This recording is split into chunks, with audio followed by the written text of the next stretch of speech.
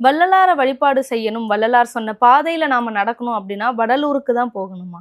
அந்த காலத்தில் வள்ளல் பெருமானை பற்றி தெரியாதவங்க கூட அவர் யாருன்னு தெரியப்படுத்தினது திருவத்தியூரில் இருந்த ஒரு சித்தர் தான். அந்த சித்தர் பெருமான் எப்பொழுதும் ஆடையெல்லாம் தூக்கி போட்டுட்டு, இந்த மனித வாழ்க்கைக்கு ஆடை தேவையில்லை, மனிதன் என்பது புனிதமானவன், ஆடை அலங்காரத்தால் புனிதமானவன் அல்ல, ஆன்மாவில் உயர்ந்தவன், உயர்ந்த நிலையில் உள்ளவன் ஆத்மசக்தி. அந்த ஆத்மசக்தியில் இருக்கிறவன் நாய் போகுது, பேய் போகுது, பிசாசு போகுது, அது வருதுன்னு திட்டிக்கிட்டே இருந்தவர் ஒரு நாள் வள்ளல் பெருமான் அந்த பக்கம் போகிறார். இந்த ஒளியை பார்த்தோன்னே கிடுகிடுன்னு பக்கத்தில் இருந்த ஒரு கிழிஞ்ச ஆடை எடுத்து போத்திக்கிட்டு, அதுக்கு பிறகு மனிதன் போகிறார், மாமனிதர் போகிறார். மனிதர் போகிறார் என்று சொல்ல மாமனிதர் போகிறார் அப்படின்னு சொல்லிட்டு வெட்கப்பட்டார். அந்த அளவுக்கு ஆத்மாவை கொண்டு அந்த வள்ளல் பெருமானை நீங்கள் பார்க்குற ஒரு நுட்பத்துக்குள்ளே போயிட்டீங்கன்னா என்ன அபூர்வம், என்ன சக்தி!